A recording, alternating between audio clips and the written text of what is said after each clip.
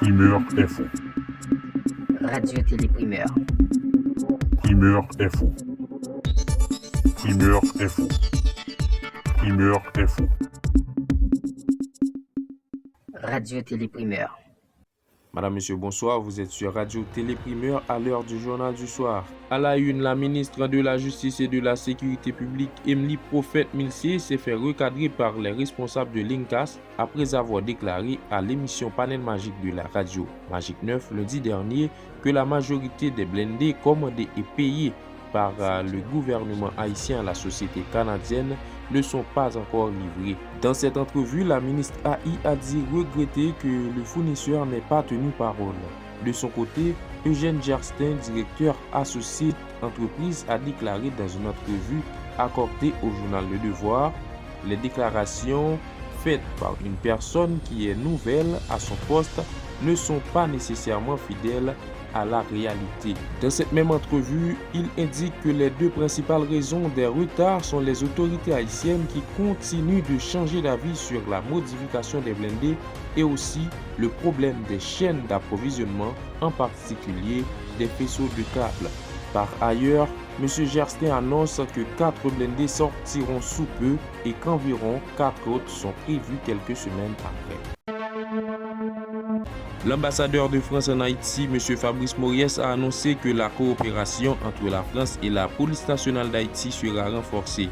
Selon lui, la France est prête à voter en faveur d'une résolution de l'ONU pour le déploiement d'une force internationale en Haïti si une telle mesure est nécessaire. Sur la question sécuritaire, ce que nous avons fait l'année dernière, en 2022, c'est que nous avons, nous Français, nous avons très fortement augmenté notre coopération bilatérale avec la police nationale haïtienne. Nous avons amené beaucoup de formateurs, notamment des formateurs du RAID. Alors le RAID, pour les auditeurs haïtiens qui ne connaissent pas, c'est l'instance antiterroriste de la police nationale. Ce sont ceux qui ont arrêté, mis hors d'état de nuire les terroristes islamistes en France. Et nous les faisons venir ici pour qu'ils puissent dispenser des formations à des techniques d'intervention pour lutter contre les gangs. Et ce que nous allons faire cette année, c'est que nous allons maintenir évidemment cet effort de formation et nous allons l'augmenter dans des proportions significatives. Nous sommes en train de discuter avec la PNH des modalités de l'augmentation de cette coopération. J'insiste sur le fait que c'est une coopération, c'est-à-dire que ce sont des formateurs français ou des Haïtiens qui iront se faire former en France ou dans les territoires d'outre-mer français. En 2022, nous avons augmenté notre effort de formation. Nous allons le faire en 2023 dans des proportions considérables. Nous allons multiplier par plusieurs unités notre effort de formation en termes budgétaires, en termes financiers. Et nous allons également aider la police nationale haïtienne. Actuellement, une mission des Nations Unies est en cours en Haïti afin d'évaluer l'ampleur et la gravité de la crise sécuritaire et humanitaire qui sévit dans le pays. Nous vous invitons à visionner cette vidéo pour en savoir plus sur la situation. C'est énormément important d'avoir cette visite. Ça va nous aider de vraiment sonner la sonnette d'alarme pour Haïti et faire un plaidoyer au plus haut niveau de leaders du monde que la situation en Haïti, la situation qui fait face à une trop grande partie de la population, surtout les plus vulnérables. On parle là de la violence faite aux femmes, faite aux filles. C'est une crise de protection, une crise de droits de l'homme. Et donc la mission, il va nous aider de faire sonner ce message globalement avec les leaders du monde pour vraiment assurer qu'il y a une assistance, qu'il y a un accompagnement. On renouvelle l'engagement des Nations Unies et aussi les autres acteurs de la société civile internationale.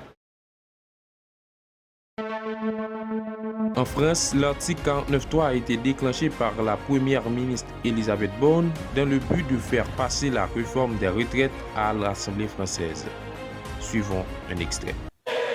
Hier, la commission mixte paritaire, cœur même de la co-construction parlementaire, composée de députés et de sénateurs de toutes les sensibilités, et où les soutiens du gouvernement ne sont pas majoritaires, a construit un compromis. Ce compromis n'est pas le projet du gouvernement, c'est le texte du Parlement. Parlement. Les États-Unis ont déclassifié des images montrant le comportement dangereux et non professionnel de l'armée russe lors de l'interception d'un drone de l'US Air Force dans l'espace aérien international. L'incident s'est produit le 14 mars au-dessus de la mer Noire. Les images révèlent des dégâts causés aux hélices du drone MQ-9. Dans l'actualité sportive, Gianni Infantino, président de la FIFA depuis 2016, a été réélu jusqu'en 2027. Seul candidat en lice, l'Italo-Suisse a été reconduit à la tête de la plus haute instance du football international par l'acclamation des 211 délégués des fédérations membres lors du 73e congrès de la FIFA organisé à Kigali, au Rwanda.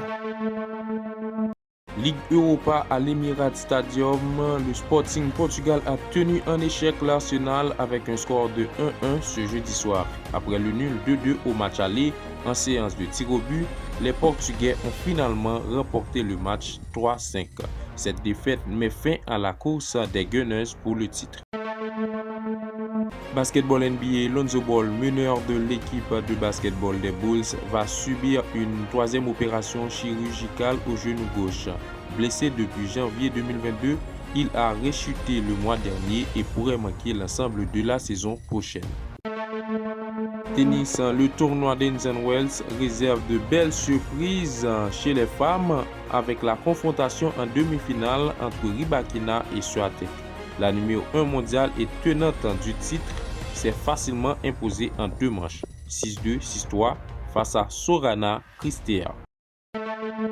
Jannik Sinner a réalisé une performance de haut vol en écartant le tenant du titre Taylor Fritz en 3-7, 6-4, 4-6, 6-4.